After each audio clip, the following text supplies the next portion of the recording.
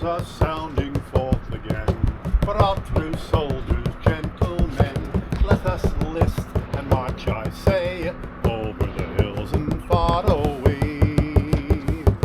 Over the hills and across the main, to Flanders, Portugal, and Spain. Queen Anne commands and we'll obey. Over the hills and far away. It's 20 shilling on the drum. But who with us freely comes, volunteers will win the day. Over the hills and far away. Over the hills and across the main, to Flanders, Portugal, and Spain. Queen Anne commands and we'll obey. Over the hills and far away. There will live such happy lives, free from brawling brats and wives, who nag and vex us every day. Over the hills and far away. Over the hills and across the main, to Flanders, Portugal, or Spain. Queen Anne commands and we'll obey. Over the hills and far away. When evil stalks upon the land, I will not stop nor stay my hand, to live to fight in a better day. Over the hills and far away. Over the hills and across the main, to Flanders, Portugal, and Spain. Queen Anne commands and we'll obey.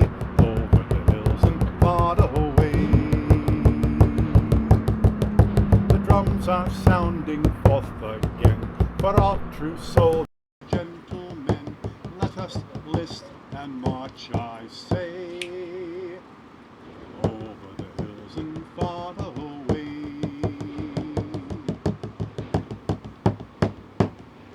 So that, The poor farmers and the poor yokels and the people from the villages to sign on to be soldiers and go overseas. okay, So they're promising money, Ah, and which was hard to come by. it's hard to come by, and they're promising go overseas, meet new people, shoot guns at them, kill them, see the world. in the process. Yeah. As I was telling you, Mike is our leader of Education. education for this area. He did like a phenomenal job about, all right, we're going to do stay with England or go with, as to kind of an abolitionist now at that point in time. And so we were we did the Tea Party thing, never mind. We did the Tea Party. The Tea Party, yes, yeah, November 7th, 1774. yes. Rah, rah, rah, rah, rah, rah. That was a lot of fun with those kids. Yeah, we had a good time. I like it. You're coming down the hill. You're coming down the hill from up at the top down to the boat, and they're all chanting as you're going, "Dump the tea, dump the tea, dump the tea." And it's like you really got them wound up. We did 2,000 school kids that fall. 2000? Was it 2000? I Yep. can't remember. So when the movie stars came to make the movie, were you involved in all of that? Which movie? I don't know. Recently, there's been a couple movies. Well, they did that one movie right here at Yeah, the beach. the pirate film's is going to have its debuts in about a month. So that'll be coming up. And then And the one 1776 one about Washington. Young Washington was Washington's spies.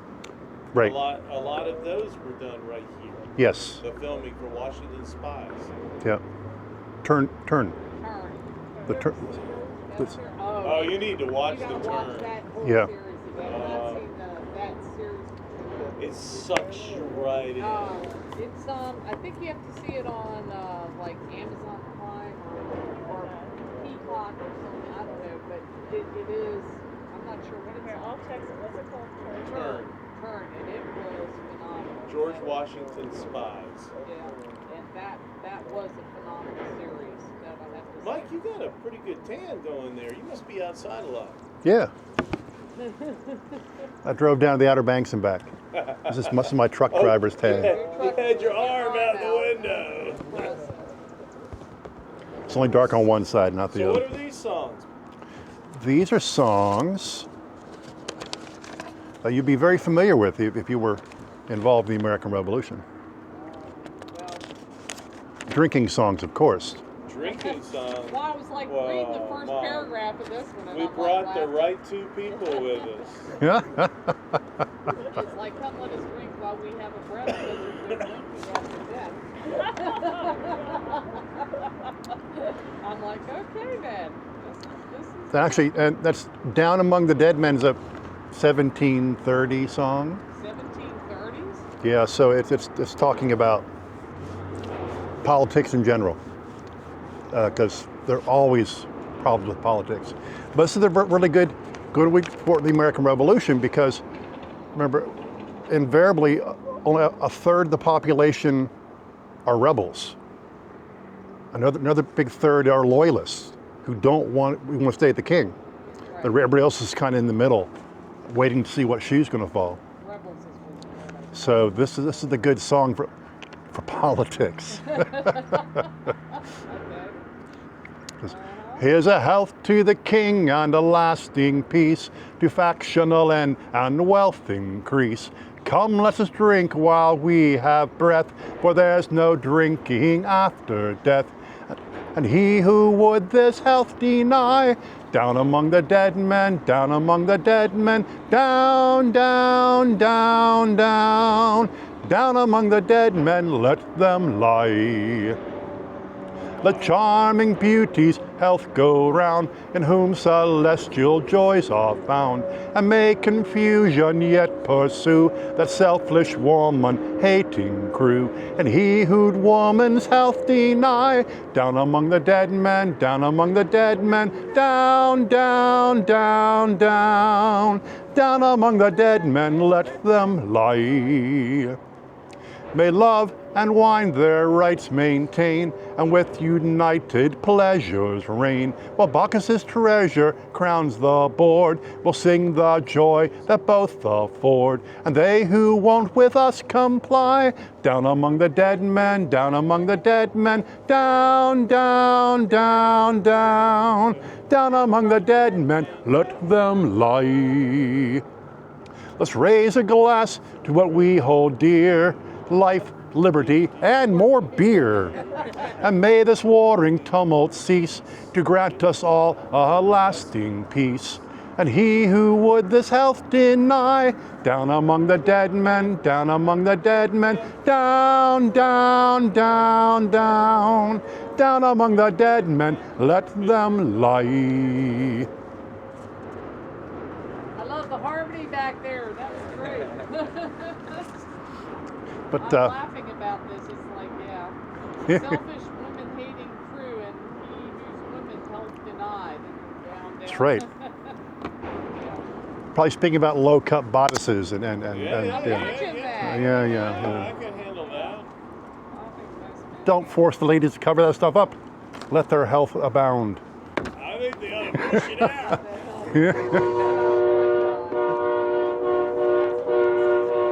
Why does that sound like a train? I don't even see the truck. It's a very small, compact car I know. It's with a very loud crazy. horn. That was a train whistle. That was crazy. Pickup truck. Yeah. Someone got a whistle in a pickup truck. My mother was always very, very, very fond of the film that Bill was just talking about. Anyways, but and she gave lectures on women's clothing, underwear in particular. Who did? My mother, Your mother. she was a colonial seamstress Oh. and lecturer. So colonial underwear. So she would start fully dressed and get undressed Really? as, Oh as my she was God. talking. Oh, that is hilarious. And in that what we call the macaroni period, just before the American Revolution, macaroni means all dressed up, fancy. Oh, okay. Extra feathers, extra fine clothing. Women in their Marie Antoinette, that'd be macaroni. And for that time period, it was, as my mother put it was always so popular to to be just slightly risque. So their dresses were cut low for the very, very folks with lots of money. So you can just see the top of the nipples. And they're exposed. And somewhere in one of her many books, it must have been Tom Jones. One of the old gentlemen, Tom Jones, always carried a silver spoon with him on a chain. In case the ladies happened to slip out, he could help them back in with his silver spoon. I'm going, Mother, at least find 2 sources that say that. Don't just go on. Well, Tom Jones was pretty good. Tom Jones was pretty straightforward and told it all in a very raucous sort of way. Let's see, read a good book. It's Tom Jones. Tom Jones. English Gentleman. It's a huge, very thick book, but it goes through and it's someone from the lower class is rising up through the steps to be someone important. So he talks about all of the customs and all of the food and all of the things that are going on in all directions. And do you need help? Just the door open, that'll work. It's called the macaroni. So it like in, You said the period that they were all dressed to the nines. The macaroni. so if you are dressed up with extra feathers, macaronis did their face white. The men painted their faces white. Oh, wow. And with powder and extra tall wigs and It's like the Yankee Doodle Dandy song. so the story is In your cap and call it macaroni. there you go, call it fashion. There you go. Now, till you said that now. Oh, put a feather in your cap, Call it macaroni. And now we know what error that is from. So that song is that's a child song. So when the British sing that, they're making fun of us, calling us useless and stupid.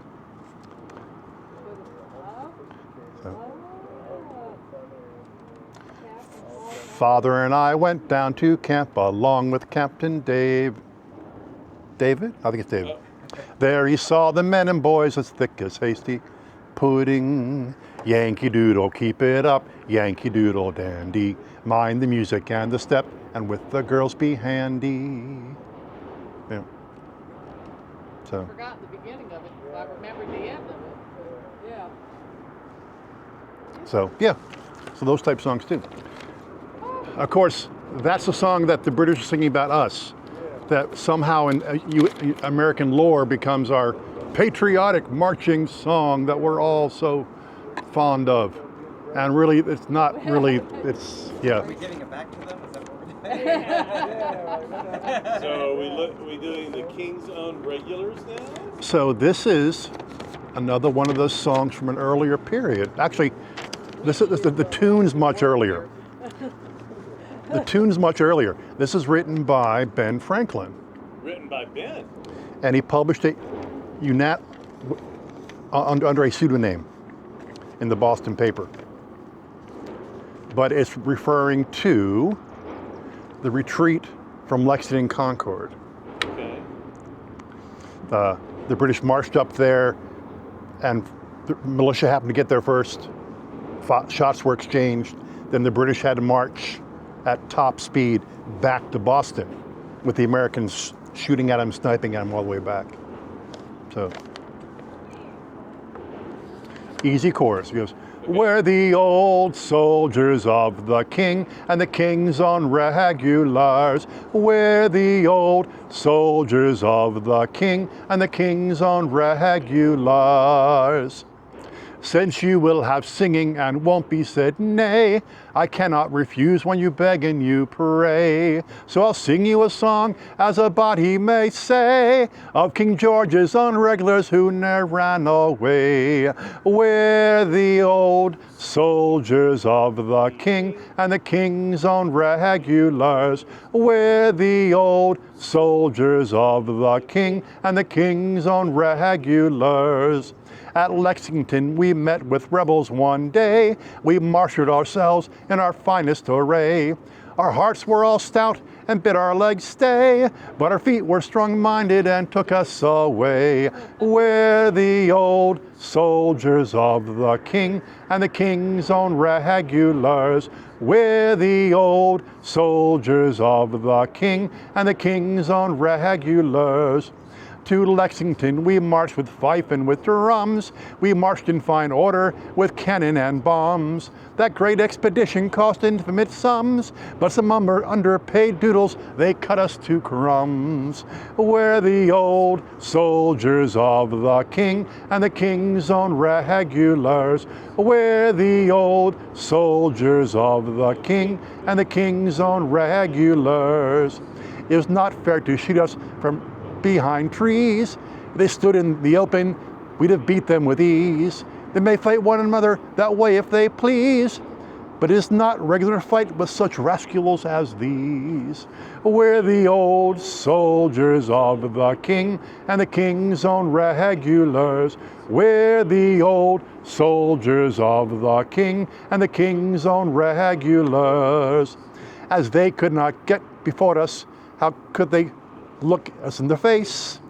We took care that they shouldn't by scampering away apace. That they hadn't too much brag of us is a very plain case, for they beat us in the fight, we beat them in the race.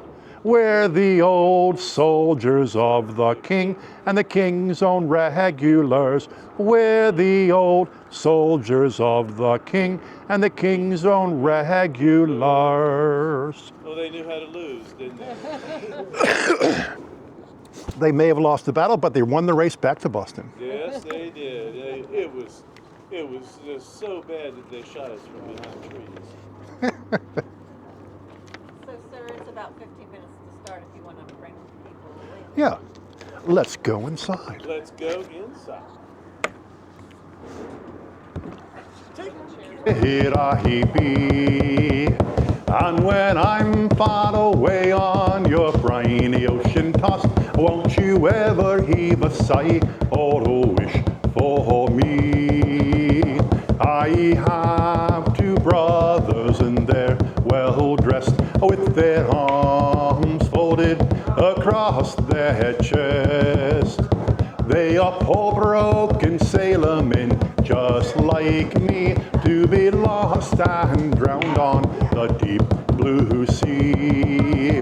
Farewell to Nova Scotia, your sea-bound coast. Let your mountains dark and drear I be. And when I'm far away on that briny ocean toss, won't you ever heave a sigh or a wish for me? The wind is blowing from the south, the captain cries, and we must obey.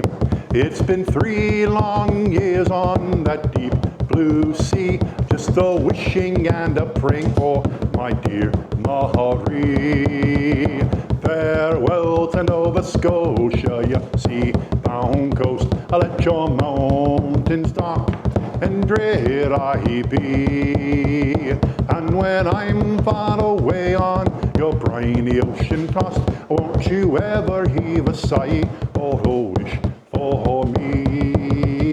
The sun is setting in the west, there are birds singing from every tree, and our fair nature is inclined to rest, but still there is no rest for me. Farewell to Nova Scotia, your sea-bound coast. Let your mountains dark and drear I be. And when I'm far away on that briny ocean tossed, won't you ever heave a sigh? Won't you ever heave a sigh? Won't you ever heave a sigh or a wish for me?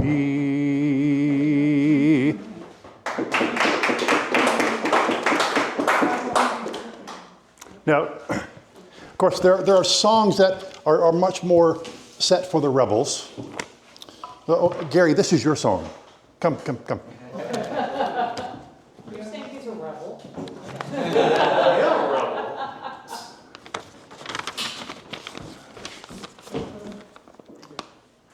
easy chorus.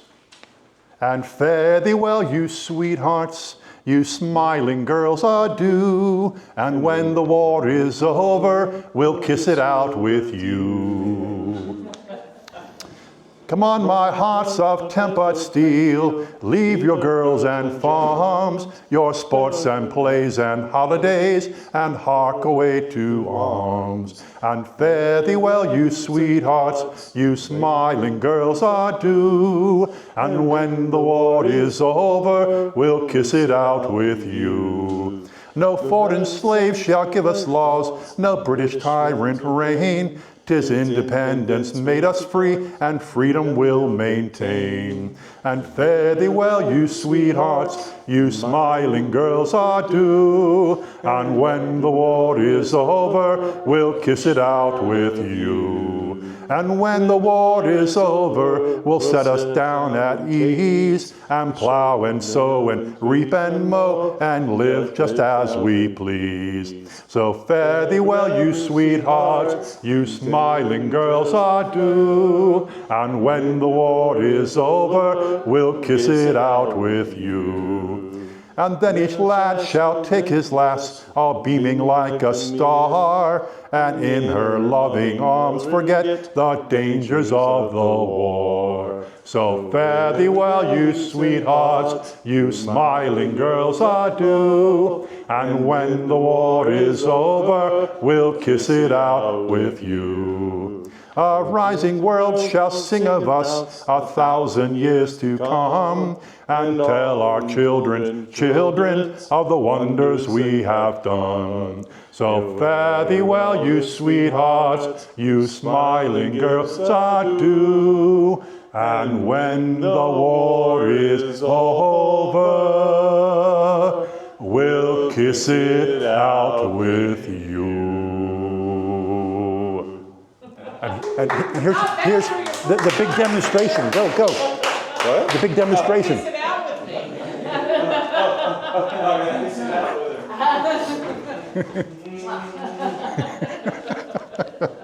And this man's got the right ball cap on. Right? Go Hokies. And we were talking about Yankee Doodle earlier. Yes. Everybody assumes Yankee Doodle was when we marched off to war. We did pick it up as a way of thumbing our nose, but the actual anthem that the American side marches to is Chester, which is a church hymn, actually. Because let tyrants shake their iron rod, and slavery clank her galling chains. We fear them not, we trust in God. New England's God forever reigns. Howell and Burgoyne and Clinton too, with Prescott and Cornwallis join. Together plot our overthrow, in one infernally combined. When God inspired us for the fight, their ranks were broke and their lines were forced. Their ships were shattered in our sight, or swiftly driven from our coast. The foe comes on with haughty stride, our troops advance with martial noise. Their veterans flee before our youth, and generals yield to beardless boys. What grateful offering shall we bring? What shall we render to the Lord? Loud hallelujahs let us sing, and praise his name on every chord. Cool. And that's, Who is Chester? Yay, Chester. Who is Chester? Chester? Yeah, good question. Up north. It's the town of Chester. Massachusetts.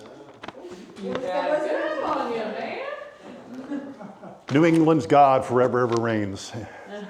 So it's the northern Chester, not the southern Chester. But yeah, so, and that brings us to 1776. This is the momentous year when it all comes to a big tumult and we back ourselves up to the ledge. Are we going to step back off the ledge with the loyalists, or are we going to step off the ledge and try and see how things happen when we hit the bottom? So it's at that precipice right there that brings us to 76. So if you are ready, Madame. 250 about later. 4 more minutes. 4 more minutes. I need to fill 4 minutes. Ha ha. Yeah, and I have a couple more parts. Okay. Okay. Well, I'll take at least 1 or 2. Have more people than Well, I don't know how advertised it was. It's been advertised for 2 months. Yeah. To only the We have a members? part every year. Members, all the libraries all over Really? Tidewater, Virginia. Electronically. Well, it doesn't matter because we're here. I know. The best of us are Can we here. use the formats to get a photo of you and the other costume? One of them's outside. Can we get a photo of all three of you? Oh. Or we'll look at that later. Later. You gonna sing a song? Okay.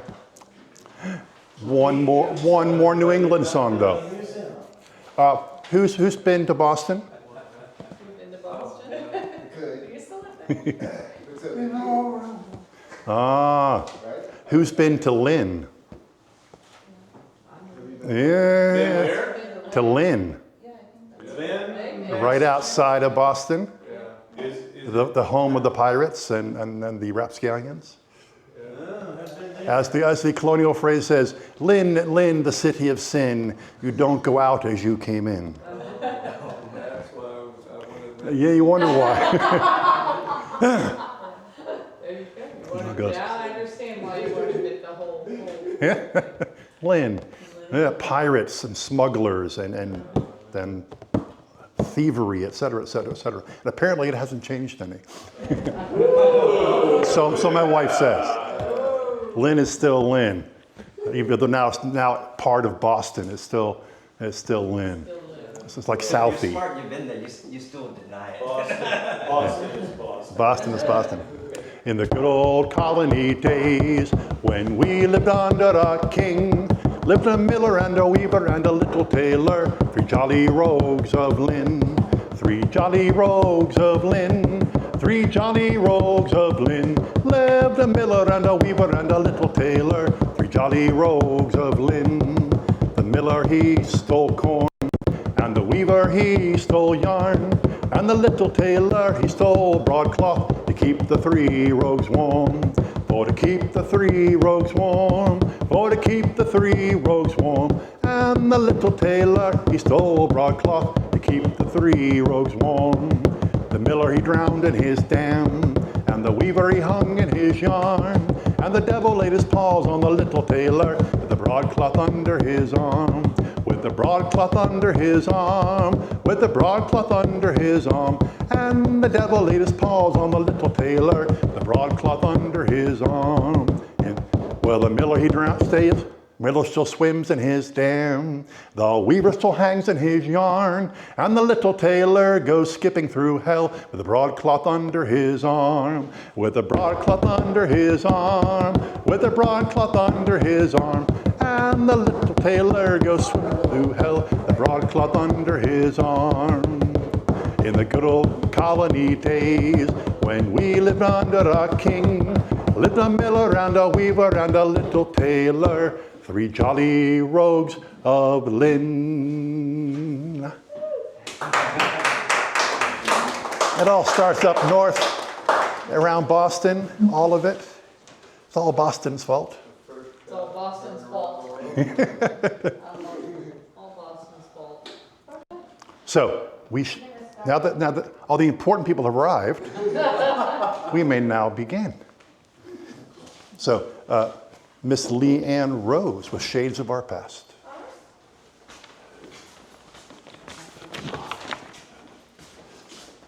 Thank you.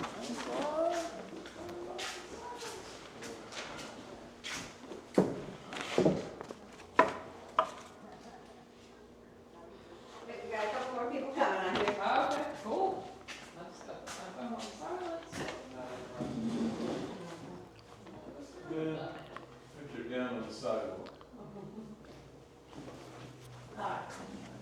Well, good evening, everyone. Good evening. I want to welcome to our program tonight and take you back to the year of 1776. Tonight you're going to be transported to the Capitol building in Williamsburg, Virginia. You are all going to be members tonight of the 5th Virginia Convention.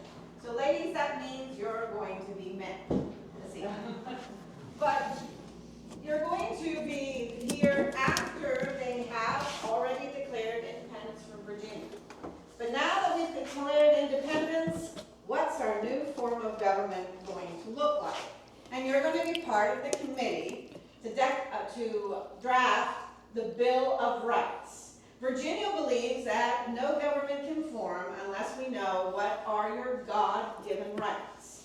So tonight you're going to vote on some of them, tonight you're going to argue about some of them, and tonight you are also going to hear some of the arguments by people portraying different parts of people that liked or didn't like what was being said. We're going to have you participate tonight. Whether you got a part or not, you are all participating because you're all going to vote on certain rights, whether you believe they were a right that you Virginians needed to have or a right you didn't. But for those of you that are portraying parts or got volunteered into portraying parts, and I do have one more if anybody really wants to try it, you will be rewarded. This time of year, of course, we are thinking of the Declaration of Independence is the 250th year. So with the Declaration of Independence, we have a copy of Purdy and Dixon's paper. So for anyone that participated tonight, when the show is over, give me back your pieces of paper, and I, in return, will give you a copy of Purdy and Dixon's paper that was published in the 18th century, a reproduction of it, that has the Declaration of Independence in it. So you not only will see the Declaration of Independence, but everything else that was in the newspaper the day the Declaration of Independence was printed. So you don't really want to hear me talking up here tonight. You really are here to see Mr. Carey, who is the chairman of your committee, and George Mason, who wrote the draft of the Virginia Bill of Rights. So gentlemen and ladies, welcome to our production. One last bit of business.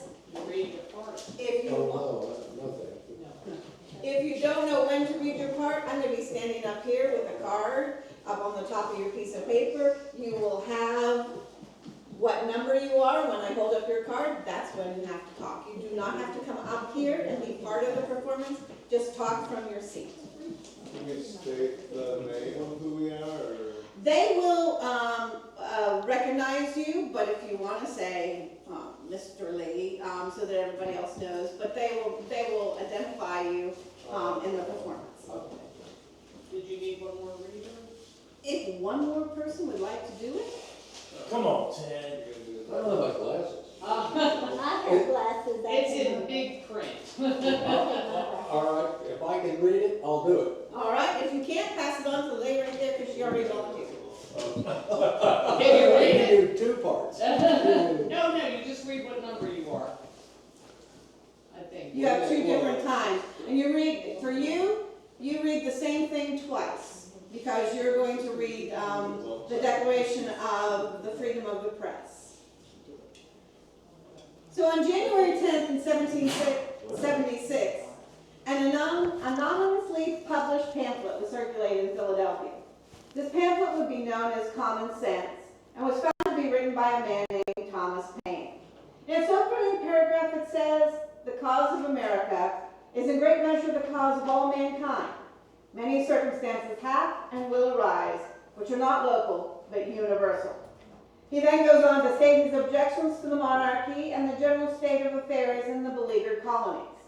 His words, reflections, and this pamphlet started to be passed around to some of the greatest minds in the colonies. taking this word, common sense, and the works of other philosophers, men, and one woman from Massachusetts, started forming their own words to provide fuel for the revolutionary ideas against the mother country. By May of 1776, it was quite evident, with Lord Dunmore leaving Virginia and the war starting in Massachusetts and Washington already on the field, that reconciliation with the king was not going to happen. So on May 15th, the men gathered at the 5th Virginia Convention. They decided unanimously to declare independence from Great Britain. One representative, former Treasurer Robert Carter Nicholas, was known to say he would rise or fall with his country. The final sentence in the Virginia Resolves for Independence is written, resolved unanimously that a committee be appointed to prepare a Declaration of Rights and such a plan of government as will be most likely to maintain peace and order in this colony and secure substantial and equal liberty to its people. You are now to be part of that committee to put together the Virginia Declaration of Rights. What are those rights given to you by God that your new government is obliged to protect? You've read Common Sense. Has it influenced your ideals at all? George Mason has been working on drafts to frame this Declaration of Rights that you will vote on today. The chairman of your committee is Colonel Archibald Carey, who will want the votes. But let's hear first from Mr. Matt Mason and what he has put together. Mr. Mason. Evening, friends. Evening. It comes to my mind, it's much easier to have a committee meeting when the committee actually shows up. Well, maybe not. Just a week ago, I wrote a letter to my friend Richard Henry Lee, who's still up in Philadelphia. I said, we've begun the most difficult task of all, forming a new government. So we formed a committee to determine what the natural rights of the people are. And I said, you know the way our committees are. Mostly a bunch of useless men, overburdened with their own self-importance. I'm not talking about you all, of course. I've been thinking, ever since we declared independence last month, I've been thinking about how we got to this point in the first place. And here we are, June of 1776 already. I have to think all this really started back, really when we fought the French and Indian War. 7 Years' War, call it what you like. We fought this war to keep us British colonies. We were victorious. We appreciate that. We stayed British. We gained great vast amounts of land in North America. How many of you gentlemen fought for the British during the French and Indian War? Anyone? You remember what the governor, Governor Dinwiddie, what did he offer you if you would fight for England in the French and Indian War? West of it. So the governor says, I'm going to give you free land. You go, you fight, you survive, you get your land, and the king says, you can't possess it. Is that going to make you a little angry? Yes. Of course it is. Wars are also extremely expensive. Now, of course, we in Virginia, we in the House of Burgesses, we decided to raise a special tax, a one-time tax. We spread it out over 2 years so it doesn't overburden the population. We want to pay Virginia's part of the war debt. We don't want to pay everyone's part, just Virginia's part. We receive that money, we send that there. Virginia's paying part. Of course, Parliament says, that's brilliant. Let's make the colonies pay more. Maybe they'll pay for the whole thing. So, 1764, they raised the Sugar Act for the first time. It does replace the old Molasses Act of 1733, but it puts new taxes on things like coffee, tea, refined sugar, and wine. It starts to affect us a little bit. 1765, you might remember, two different bills came through. One was called the Stamp Act, remember that? A special tax on one type of product. What was it? Tea. Not tea. Paper. Any kind of a paper product.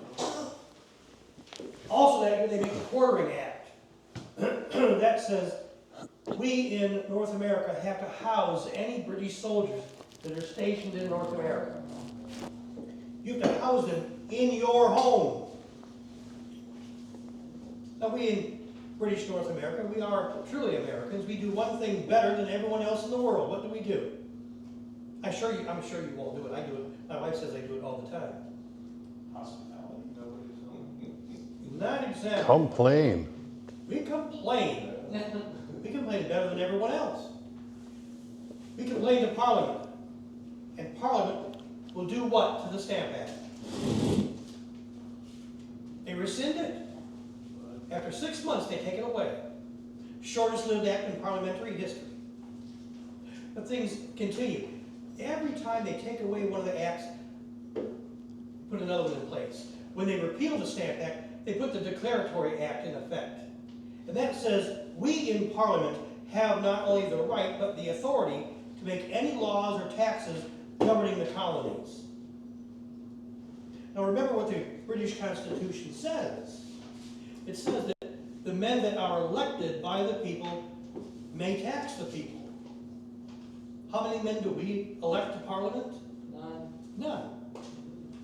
So since we have no representation there, they should not tax us. There should not be any taxation from England. They don't call them taxes. They call them things like duties, or a favorite one is tariffs. Can't fool us, but what are they? Taxes. Nonetheless, things progress. The Quartering Act will eventually expire, but they're eventually going to impose another one.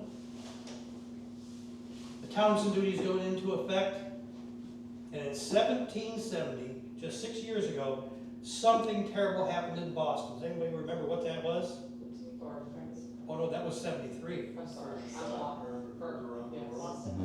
That's Boston Massacre. Boston Massacre. 5 colonials are shot dead by British muskets.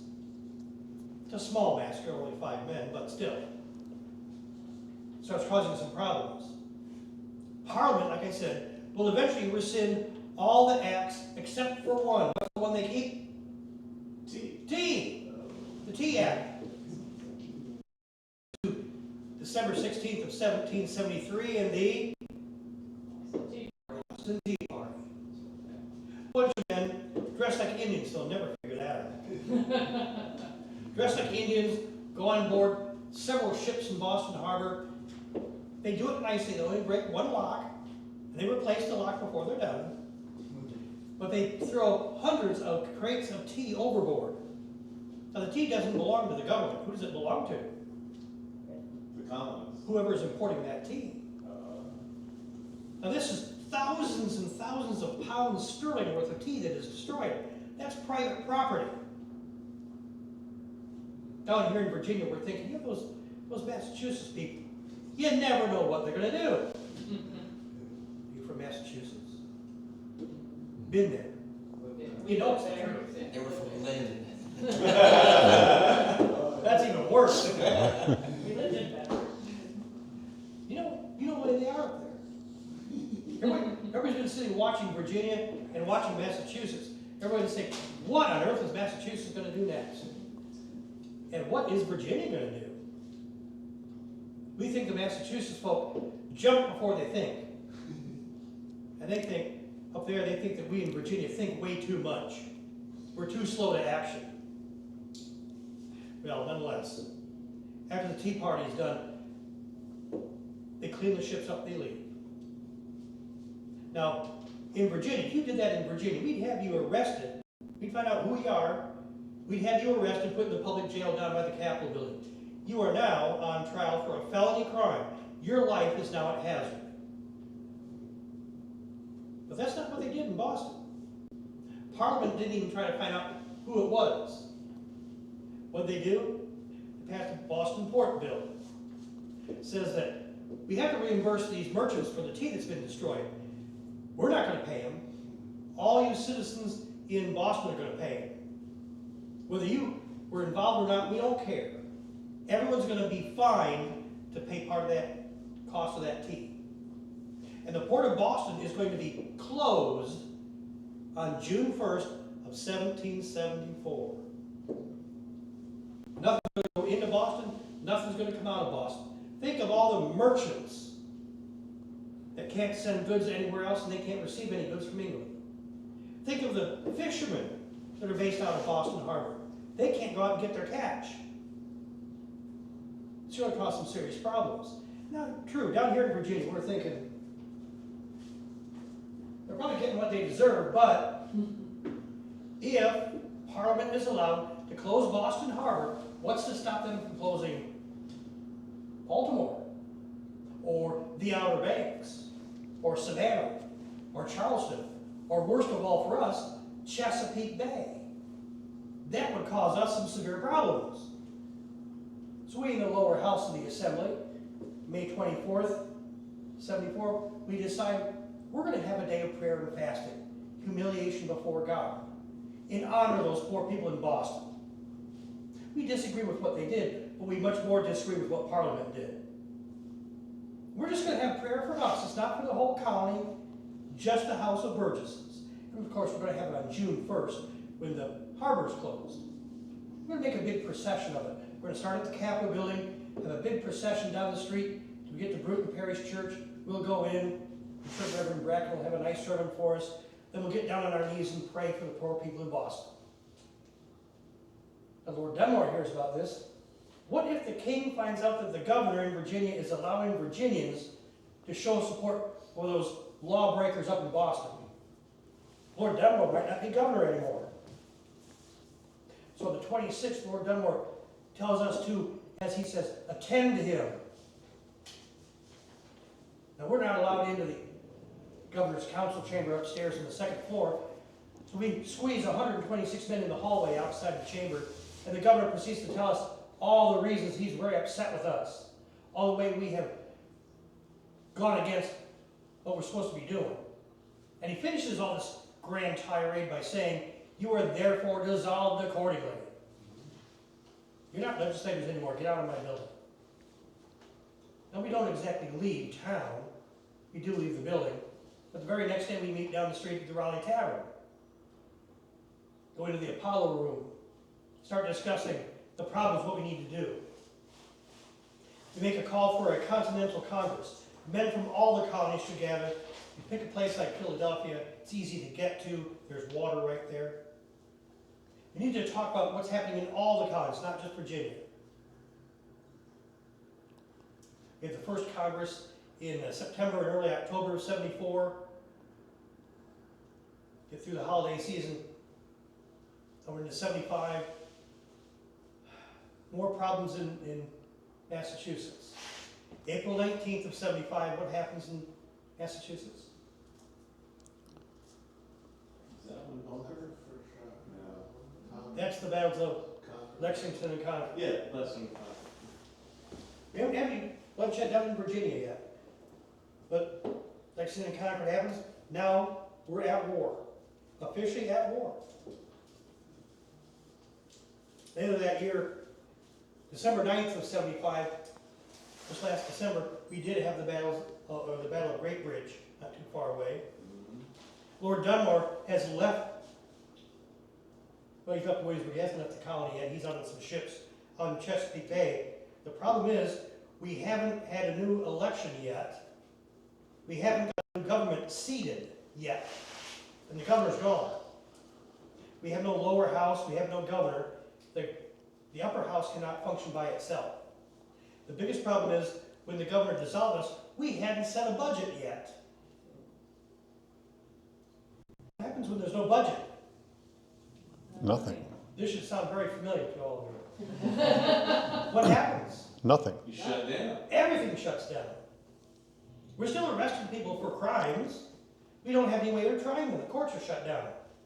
We have, I think it's upwards of 33 people down in the public jail now, all accused of felony crimes. Some are accused of murder. We have no way to try them. And some of them have been there for almost a year. By British law, if you're still sitting in jail, we can't get you to trial after you've been sitting there for a year. That's case dismissed, go home, we're sorry. We don't want to let accused murderers go without a trial. That's why just last month, May, we decided at the 5th Virginia Convention, maybe we need to take the bull by the horns and declare our own independence, get our government functioning again. If the government ever comes back, you know, we'll take care of that if it happens. So we declared independence. And the first thing we decided we needed to do, well, think about it. What's the purpose of government in the first place? What are we supposed to do? Control the people. Oh, we're not controlling anyone. Support. We're protecting the rights of the people. So before we can set up the government, what do we need to do? Determine what are the rights of the people. I mean, natural rights. Not given you by the government, they're God-given. All you had to do to receive them was to be born. That's all. So I started immediately. But even before we formed this committee, I started thinking about what are the natural rights of man. I went back to 3 main documents. The Magna Carta, Petition of Right, and the Declaration of Rights. All these 3 British documents tried to limit the power of government. I also read things like, much of John Locke, Thomas Paine. I'm sure you've all read Common Sense. Very, very fervent debates on independence there. Has anyone read Mr. Jefferson's summary view of the rights of British North Americans? Use that too. We've gone back to Montesquieu. He talks about the separation of powers. We think that's important because remember, Lord Dunmore, when he was the chief executive in Virginia as the governor, he also was the head of the upper house of the legislature, and he's also the chief justice in the high court, the general court. So Lord Dunmore served in the executive, legislative, and judicial branches all at the same time. We don't want that anymore. No one man or group of men should have all the power. I also thought about, we needed to put these rights down on paper. We have a problem with the British Constitution. It's not written down. It's all set by precedent over hundreds and hundreds of years. So we need to put it down on paper so there can be no difference in the translation of what these rights are. We don't want some future leader saying, well, what this really means is this, when we mean this. I come up with what I think are 18 very good, very solid articles. And here we are in committee to try to come up with a final version that we're going to present to the Assembly as a whole. I think so far we've whittled my 18, condensed some things down. I think we're down to 18 or 15 articles right now. We'll see what we can do today. Maybe we can get through it today and finish it up, get it to the Assembly tomorrow. I should probably ask before we get started, before Mr. Carey comes in. Does anybody have any suggestions we need to bring up before Mr. Carey starts?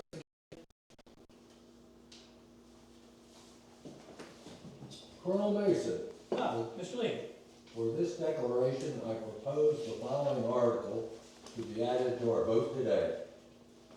That the freedom of the press is one of the great bulwarks of liberty and can never be restrained but by despotic governments. It's a good suggestion, Mr. Lee. Well spoken. With your permission, when Mr. Carey gets us in session, I'll bring that up and we'll make a motion on it. Would that be with your agreement, sir? Yes. Very well. Just remember, before we get to that, you've still got the first article to go through first. Gotta get through that one. Thank you, sir. Well, good evening, gentlemen. Evening, sir. It is my fervent prayer that this business will be done tonight. I wish to take a full bill of articles of Virginia rights to the committee of the whole tomorrow. I think if we move with a bit of expedition, we might get things done and settled. I am quite tired of this business. I'm ready to move on to start creating the Constitution. Before we go any further, however, let me remind you once more, I'm not going to tolerate any of this business of getting onto these distractions that's been coming up in here.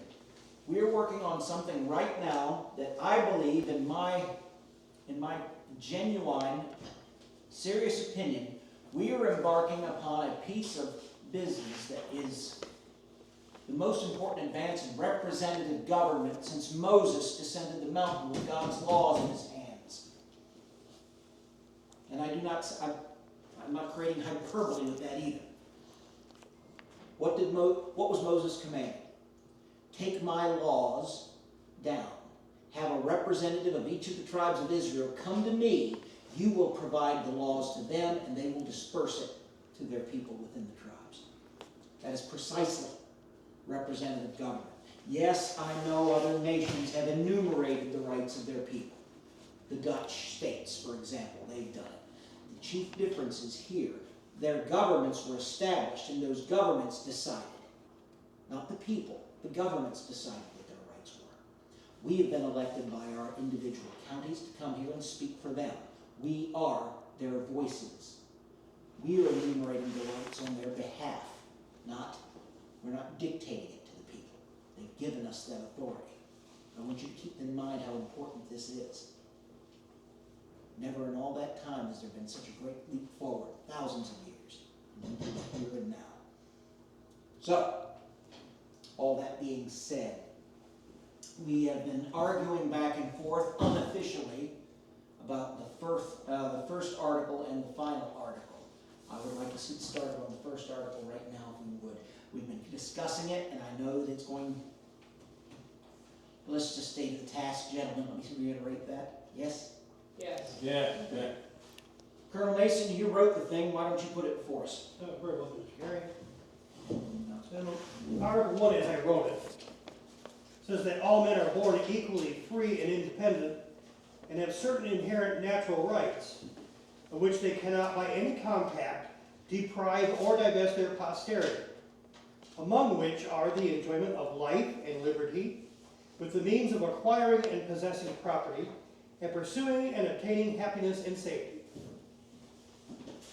Very well. Mr. Chairman, Mr. Lee. Colonel Mason is our first action as a new government to seize our neighbor's property and to indebt our new nation. There's not enough money in all of Virginia to compensate citizenry for slaves that you have declared free with these words. Well, that is a valid point. You've declared all men are equally free and independent. Where's the money coming to reimburse? Well, we did not agree with that pamphlet, common sense. For all men being originally equals, no one by birth could have the right to set up his own family, perpetual preference to all others forever. True enough. That speaks to the king, not our circumstances here. Mr. Treasurer is correct. I, as many of you, abhor the notion of slavery. But regardless of our philosophical opinions, slaves are, at this moment, private property. Shall our new government's first act be to violate that right? Is that no different than the king seizing houses and goods from the people of Boston? Colonel Carey, if I may. Please do. Gentlemen, may I say first, I take terrible awe at the decision to change all of my articles. I think I wrote a very good document. I think we need to state the true nature of it. As to freeing slaves, I'm sure all of you heard me say many, many times, if you own slaves, you were born a petty tyrant. And I include myself in that. I own near 100 myself. Gentlemen, we did not start slavery in North America. Nor did our fathers or our grandfathers, for that matter. We didn't start it, we don't know how to get from under it. It's like holding the wolf by the tail.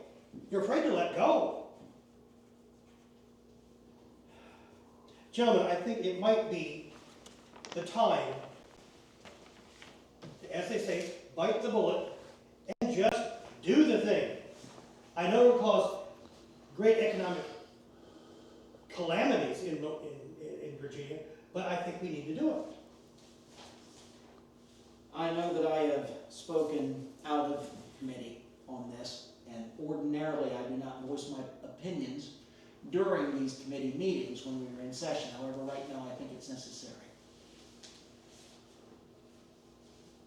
Colonel and the rest of you, we have all, anyone who keeps a plantation, we have all been converting ourselves further and further away from tobacco, yes? Not just because of the war that's been started. No, we've been converting it over. Why? Because it's becoming too expensive to produce. It requires so much labor, that on the backs of slaves. It's just becoming where it will not be long before the profit will not be worth the effort. Which is why, as many of us have recognized, His Excellency General Washington included, your neighbor, slavery is dying on the vine as we speak. It's my estimation inside 3 or 4 generations there will be no need of it. Now, first you make a very good point. Is the very first action of our new government to seize private property? Because we know, as has been stated, there is not enough money in Virginia to compensate every slave owner for the property we would declare free. Which means we'd have to seize it immorally. Then on the other hand, do we push everything into the ocean and let it drown merely for something that will not be a matter in 35, 40, or 50 years? I would say right now that we would do well to leave the business where it is. Again, maybe I've said too much. Colonel Carey, if I may. Please. May I suggest we add the following into the draft: all men by nature equally free and independent when they enter into a state of society, thus clearly stating the fact without violating the right of private property. When the day comes that slavery ends, Negroes would naturally enter into society, thereby enjoying the same rights. Would this suffice? Would seem agreeable to me. I saw no argument in the rest of the article, personally. But we'll put it. We have a good motion to make an addition to Colonel Mason's first article. Do we have a second? Second. We have a motion and a second. All in favor of adopting the first article with that previous, when they enter into a state of society, yes? Yes, sir. Yes. With that addition, otherwise unchanged. All in favor, say aye. Aye. Anyone opposed? Nay. Well, in the opinion of the chair, the ayes carry, and the motion is done. We will have the clerk make the appropriate editorial to that amendment. There was, we were speaking on something yesterday that we had not proceeded to. What was it? Colonel Carey, I think Mr. Lee proposed an idea that I think we should very well consider. Oh, very good, good. Mr. Lee. That the freedom of the press is one of the bulwarks of liberty and can never be restrained but by despotic governments. Good. Now, and you know what I like best about that, Mr. Lee? It's concise. By heaven, it goes right to the point. How much argument can we be? The question is, do the people deserve a God-given right to speak their minds through the press? Does anyone argue that fact? No. I wouldn't hope so. Very well. Do we have a motion to adopt Mr. Lee's article? So moved. So moved. Do we have a second? Second. We have a motion and a second. All in favor of Mr. Lee's article on a freedom of the press as he has written it. All in favor say aye. Aye. All opposed? Praise God, it carries. And it was that quick. If everything could go that quick, Colonel Mason, I would enjoy the whole business better. What is next? The last article, sir. On toleration. Religious. Yes, would you put that before us as well? Of course. Gentlemen, Article 18, what are we now? 16. I would make it 16 would be It's it. 16 now.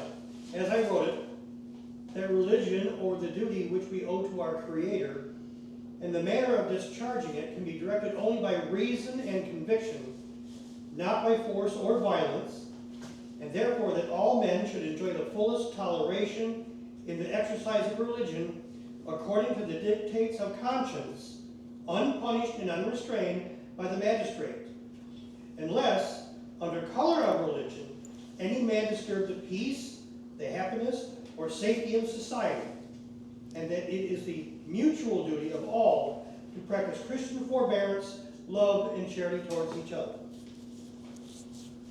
Mr. Chairman. Yes, Mr. Madison. Toleration, Mr. Mason implies that religious exercise is a mere privilege that can be granted or revoked at the pleasure of the.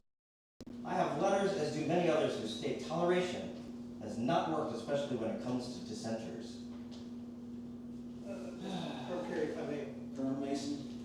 Mr. Madison, for those of us that have sat a little bit longer in committees, toleration has always been the watchword in Virginia. We have always had tolerance for many, many faiths, even some that are, legally speaking, not supposed to be here. We have our established state church. We are Church of England here. We have Presbyterians. Go west, you got the Lutherans, the Dunkards. We've got we had Quakers in the county here since 1733. We have every type of sect of Baptist you can think of. That's been forever. The regular and the separatists. I mean, you don't mention them often, but even up near Fredericksburg, we have that Catholic settlement where the Brents started the little Catholic community. And we give them full toleration there, even though you're not supposed to serve on a jury or serve as a justice of the peace or in the militia or on the House of Burgesses as a Catholic. And Mr. Brent does all those things without any kind of problem from us. They don't harm us, we don't harm them. If toleration is not sufficient, Mr. Madison, what is it that you suggest? That religion or duty we owe to our Creator, and the manner of discharging it, being under the direction of reason and conviction only, not of violence or compulsion. All men are equally entitled to the full and free exercise of it, according to the dictates of conscience, and therefore that no man or class of men ought, on account of religion, to be invested with peculiar emoluments or privileges, nor subjected to any penalties or disabilities.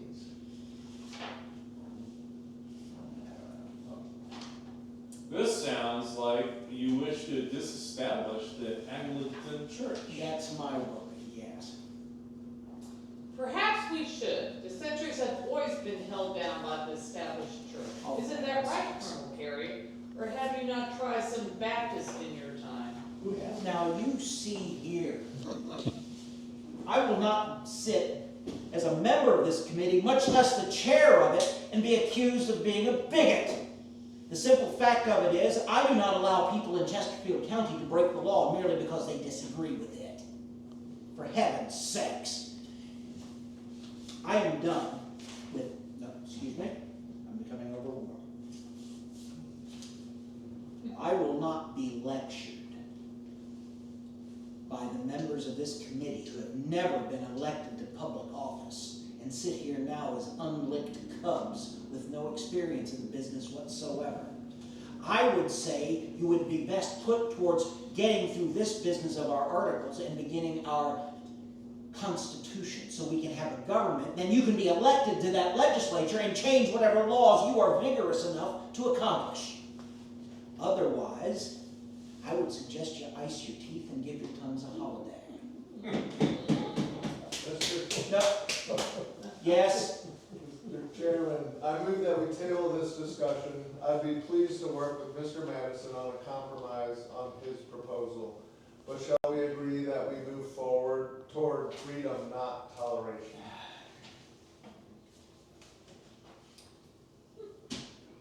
Oh. All right, I don't know about that. I do not have a vote in this committee. I am merely the chair. However, perhaps having a small respite, I know we just got here, but let's just dash my hopes and dreams of having this business settled tomorrow.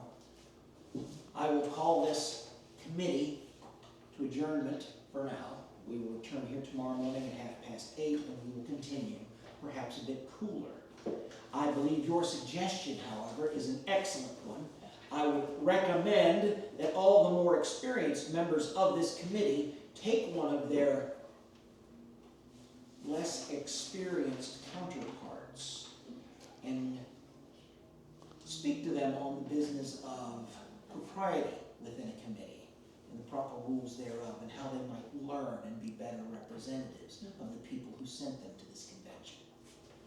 Colonel May, we are adjourned. Colonel Mason, join me. Oh, very well, sir. I need to get me a drink somewhere. Oh, indeed. Mr. Penny, if you need my assistance, let me know. I'll be down at Vogue's. I'm not going to Vogue. She's serving sheep's head tonight. Oh, dear. I do not look forward to having the wins on account of her cook. Well, it's eel pie down at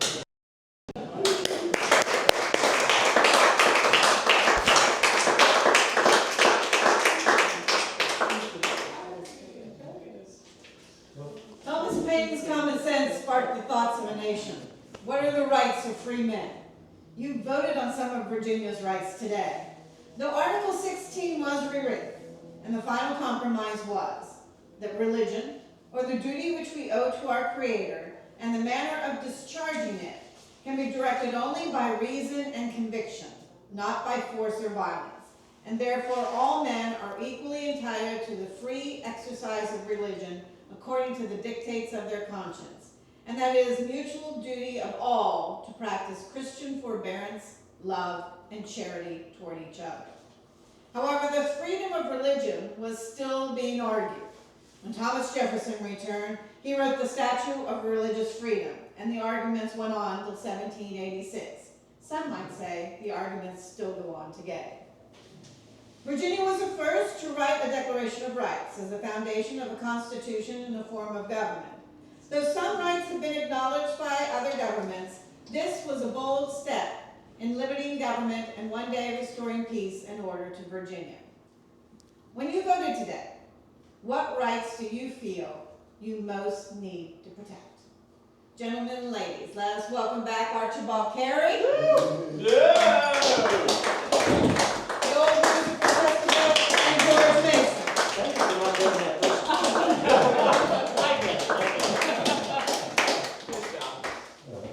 Now the program goes to what we call the educational side of the program, where it's no longer our program, but becomes your program.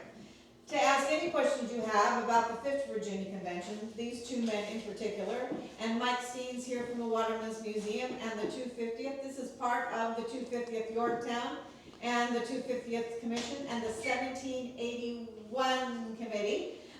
So you have a chance to now ask any questions about how we are going forward, this program in particular, or these two men that you saw tonight. So gentlemen and ladies, it's no longer our program, now it becomes yours. So, ask what? How were the members of the committee put into place? Were they by prestige, by the money, by the land they own? It is politics. It is politics. The convention is composed of people elected by the county committees. So the county committees, they meet in a tavern or the courthouse or somewhere, and basically they say, look, the gentlemen have all come back, and a lot of times it's those gentlemen that represent them in the government anyway, previous to them being dissolved. But essentially, just to bring it all down to the simplest terms, we're going to have a big town meeting. We are going to meet in Williamsburg. We're going to meet at St. John's Church in Richmond, wherever where we happen to be going. We need somebody to represent the county. Do we have any suggestions? I suggest you, sir. Thank you very much. Any other suggestions? And they have a little mini election right there. So that's how we get to the convention. Once we're at the convention, now we have a list of orders. Every county had its own declaration of solidarity, basically. Some of them were very precise on everything that they were acknowledging and what we had to do. Some of them just said, hey, whatever everybody else goes with, so will we. So, yeah, just like people. So once we get here and we're determining what we need to do to get ourselves in a state of preparedness in case we're going to be invaded by our own army, like what's happened in Boston with the occupation of the town, we're working together. When we finally decide to propose independence to Congress, that matter's done. They've been waiting on us. They finally get an answer. We agree. We need to propose we need to propose independence, and it's done. Now, the other half of those resolutions on May 15th was we have to form a committee to identify and acknowledge the rights of the free people of Virginia, not Massachusetts, not South Carolina, Virginia. And we need to form a government that is set up with the specific and sole purpose of protecting those rights. Now we get our committees. Archibald Carey, I can't speak for everybody. Archibald Carey was chosen because in their words, they needed a strong hand on the tiller. Archibald Carey was, if I was to give him his, a modern description on his political swag that he had in Virginia government, he'd be the majority whip. Okay. If you wanted something done, you needed him. And if he was against it, it was going to be an uphill fight the whole way. He is enormously potent. So they just automatically say, you know, Archie, we got you in charge of 15 other committees too. Take this one, that's the big one. So he's put there because he's experienced and his personality is one of, as I hope I showed, authority. Keep everybody on track. And one of the wealthiest men in Chesterfield County, and magistrate for Chesterfield County, colonel in the militia. Yeah. So from York County, it's Thomas Nelson. So the people on these committees are of that upper echelon. They're already in public office. They're gentlemen that were serving in the House of Burgesses before. A lot of them are elected to do this too. But then some, like Madison and others, they had never held public office. The young buck. But young bucks, they might have been on the vestry in their home churches. That'd be about it. I'd like to add something. The records from 1700s in the Masonic Lodge in Williamsburg were on loan to the Smithsonian because there were so many Masons that signed that book. Oh, yes. So I would argue that the Masons were a strong driving force. Oh, absolutely. Of everything that you see in the Constitution today. The Masons are a very potent part of the population, for sure. Archibald Carey, we don't have any record that he was ever a Mason. But who were his friends? Peyton Randolph. Mason was a Mason, wasn't he? Or was he? Was Mason a Mason? Mason should have been a Mason. But George Washington. He wasn't a Mason, he was a Mason anyway. Yeah, that's right. Yeah, he was a Mason by default. But yeah, so even if you're not a Mason, you're in good with them. For example, Archibald Carey was invited by the Masons to lay the cornerstone at the new Capitol in Richmond, which is a high honor given by Masons to people who aren't Masons. Yeah. So. Well, that and the other thing is that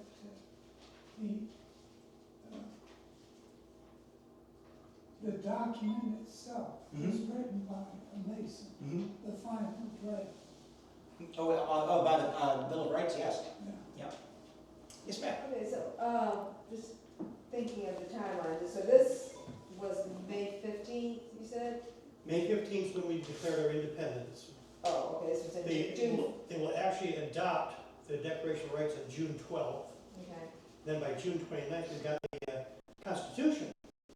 So were any of these people involved in the Declaration of Independence then? I mean, they were busy down in Virginia doing this. At the same time, the Declaration of Independence is being hashed out in Philadelphia, right? It takes a lot longer to do anything in Congress because you've got politicians from every single colony there. And you get a bunch of politicians together, what do? Nothing. Argue. So I guess I'm asking, was this Declaration of Rights, Virginia Declaration of Rights, was it influential? Had it been done yet, and had it gotten up to where they were? We send copies of all the documents we do in Virginia with our delegation to Congress. But would they have been received before the Declaration of Independence? Oh, yes. Yes. That's what I'm Yes. They have copies of it before they declared independence at Congress. The reason everything sounds very, very familiar at this time, all these guys are all on the same page. They've all been reading the same things. They are all pretty wealthy fellas. They've all been reading the same things. They've studied their philosophy, the Greek, philosophers. They've learned their Latin, their Greek, and everything. They're all reading the same things. They all are on one mind. It's phenomenal. But that's what they're all thinking. They're not really copying off each other, even though it really sounds like they are. When they finally declared independence as a new nation, and start working on a constitution, they do it like most countries do. Set up the government, then we'll tell the people, we'll enumerate what your rights are. Virginia's, like Bill said, Mr. Kerry said it. Virginia did it differently. We said we've got to determine what the rights are first before we tell the government what powers they have. So some of these men would not sign the Constitution without a Bill of Rights. Patrick Henry wouldn't sign, George Mason wouldn't sign. The U.S. Constitution. Mm-hmm. So Mr. Madison, Mr. Madison, I think he really looks at the Declaration of Rights from Virginia and says, this is a darn good document. It's a fantastic document. When he writes the Bill of Rights, it's almost the exact same document, except for a few words here and there. So, get a good document, you made a good document. So the Bill of Rights for the United States led to the Constitution. It was written first. The Constitution was written first. It was written, but they wouldn't sign it. Some of the people would not sign it. Until a Bill of Rights was So that was the amendments to the Constitution. Yep. And the Bill of Rights. Okay. Yeah, the first 10 amendments, exactly. Yep. Okay. Yeah, Because because the Virginia Bill of Rights had already been written. Yes, yeah. Yes. And that's what's ironic about that, one of the last holdouts on the United States Constitution was Virginia, because we're arguing amongst ourselves with our own delegation.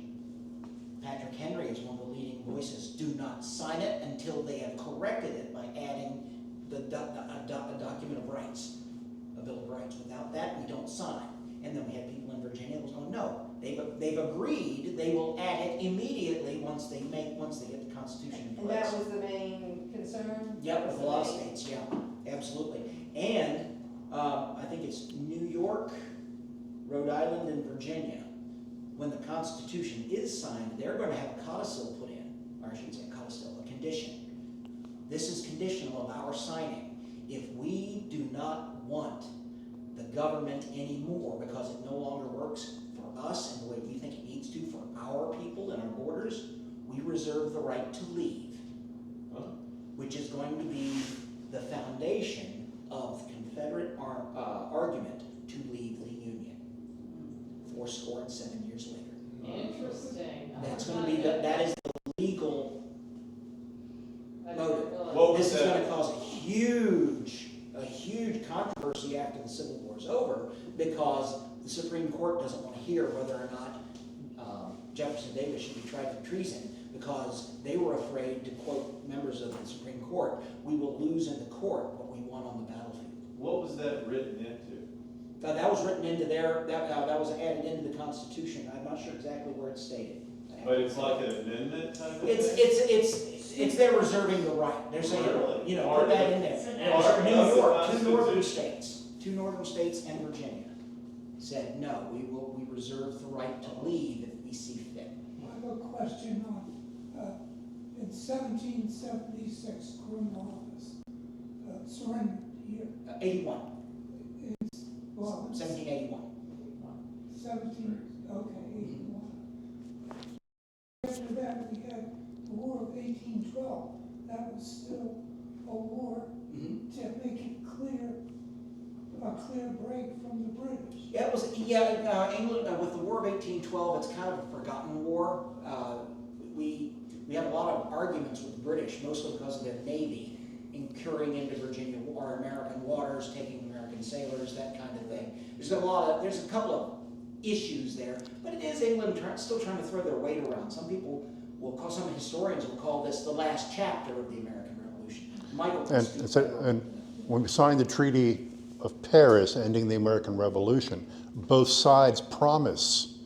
England's leaving the forts. America promised to pay back the loyalists who've gone to Nova Scotia. England will stop making the Indians rise upon the frontier. All these promises that nobody kept. So when 1812 comes, a big part of that war is that we're trying to solve what we did not solve before. It's not until 1814 that England leaves the forts on the Great Lakes. And the treaties that we both signed with it go up in smoke. So all those things have to come together. 1812 has to happen for us to finish this chapter. So I guess if I could, I'm sorry, Mike. Yeah, good.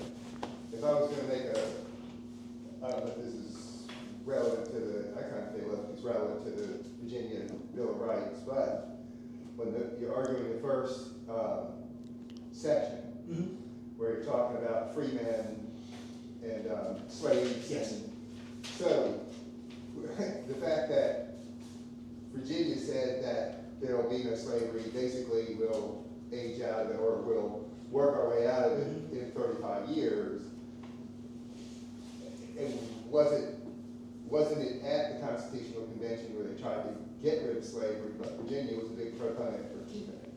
Well, Jefferson, Washington, yeah, and all of our first 6 presidents were sure. Yeah, and it's one of those things where the northern states can lean off of it more easily. Sure, right. Because they're financially dependent on slavery, right. but they're not, by labor, they're not addicted to it like the southern states are. Right. So it's going to be a matter of let it die naturally.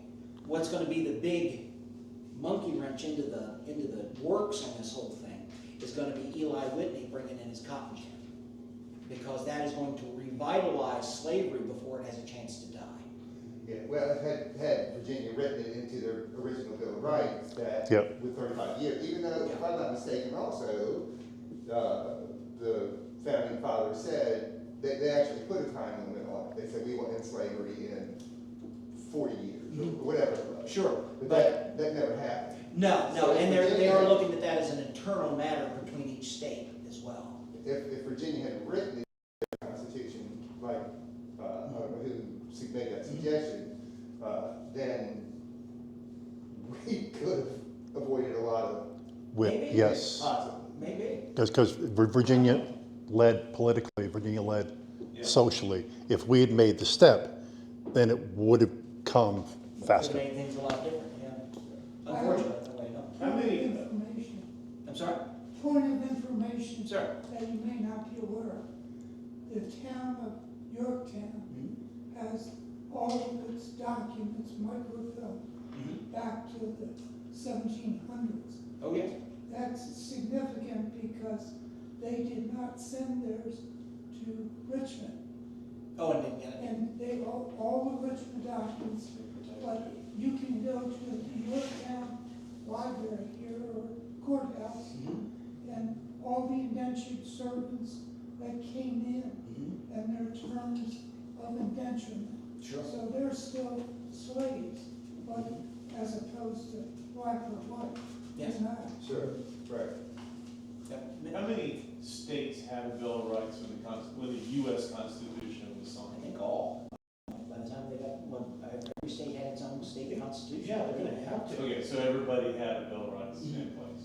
And those are the right. That's the authority each state is reserving to itself to create its own constitution, which we just got over a big argument just recently on the Constitution. Kind of copying Virginia's Bill of Rights most of the Some. I mean, we're all kind of borrowing a little bit off of each other. Virginia being the first, we're not borrowing off of each other, but we're also talking to these folks and we're discussing it. So I mean, we're getting some ideas from the other places as well. We're just the first ones to get there and get it done, which means by virtue of that, everybody's kind of copying, but we were all talking about the same stuff anyway. And things happen throughout. You know, back in 72, the trial by peers is pushed because of something that happens up in Rhode Island. Yes. Right? They help a bunch of local scandalous pirates attack a British tender and capture it and burn it. England arrests them and they're going to send them back to England to stand trial. English common law says everybody has trial by their peers. It has to stay here. It's against the law to send these men back to England to stand in an English court. And it went through all the colonial court. It got thrown out eventually, never did go over to England, but it tried locally. But that caused New England to form the Committee of Correspondence amongst themselves, which caused Virginia to form the Committee of Correspondence for all of the colonies. So what happens up there affects down here. The discussion of rights, that's what you're talking about over your coffee and tea in the morning. Everybody's talking about it. Everybody reads common sense. If you can't read, someone has read it to you. Everybody knows those words. That's what you're discussing. And we also have to keep in our minds, the enslaved population is listening. Because Frederick Douglass talks about that during his abolition days. He's saying, look, you made the promise, we just want you to keep it. You know, I mean, we were there. My grandpa heard these conversations. He told us about it, that kind of thing. So, I mean, one of the things that we always hear the word hypocrisy. And God knows there's plenty of it. But we also have to keep in mind, if Abraham Lincoln puts the last nail in the coffin of slavery, Thomas Jefferson put the first nail in. Because if you read the first draft, he wanted to eliminate slavery altogether. He wanted to sit down and figure out how the heck we do it, because it needs to go. They couldn't. They had to make compromises, just like I was talking here. You make a compromise now for benefit later, so we can have what we need at the moment. So it's happening, but his first says the king didn't give us any choice on slavery, and when we try to get rid of slavery, he won't let us. Darn it, no, we're not doing it anymore. And then you got to make your agreement with them, and then it goes back and forth. But Jefferson wrote it the way he did to give us wiggle room. So yeah, there's a level of hypocrisy. Washington makes his slaves free upon the death of his wife after he dies. And he does. He keeps his promise. Jefferson doesn't. Okay, yeah, it's there. But the hope is there. And that's what's so amazing about this whole first article. In fact, we're arguing about it at this point. And then, of course, England's going to beat us to the punch entirely. It's England that goes to war, literally goes to war against slavery, after we wrestle with it and can't get ourselves extricated. But England does it. It's astounding. It's just absolutely astounding. But slavery at that time was not only blacks. It was a lot of people. Oh, absolutely. And they were going after all of them, yeah. It was all across the board. Yeah, because technology makes slavery easier to enslave people that don't look like you. They stand out more. Right. Roman slavery is Roman slavery. Everybody kind of looks like everybody in that part of the world. Indian slavery looks like a lot of natives because they're taking slaves from another one. Same thing for Europe. The word slave comes from Slav. Yeah, exactly. So, the English word slave comes from Slav. So African slavery started with everybody being black. I mean, but as technology gets to where you can travel to all these different places, now you see racial slavery because they stand out. Right. And it's easier to keep all of them. So. I didn't hear anything about the French uniting with us. We're not there yet. Yeah, the French won't come in until after the Battle of Saratoga. Well, the French were here supporting the battle here in Yorktown. Oh yeah. Yeah. That'll be a few years later. Yeah. He was having lunch.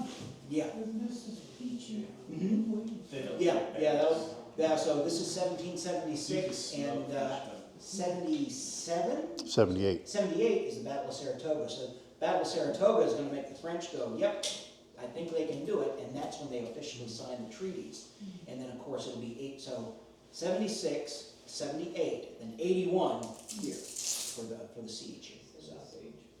And there were two Frenchmen for every American soldier at the siege. We tend to forget that. Yep. Well, there was a lawyer in Virginia that sent a letter to the governor, and he took 50 men from Williamsburg to greet the arrival of the British ships. So there's a lot of support with Lafayette. Absolutely. He was people look past the fact he was French. There's still a lot of people who didn't like the French too much, but if they were all like Lafayette, they'd have loved the entire race better. Lafayette was a hero to the Virginians. Absolutely. Thank you very much. Okay. I just want to say Thank you guys. so much for this.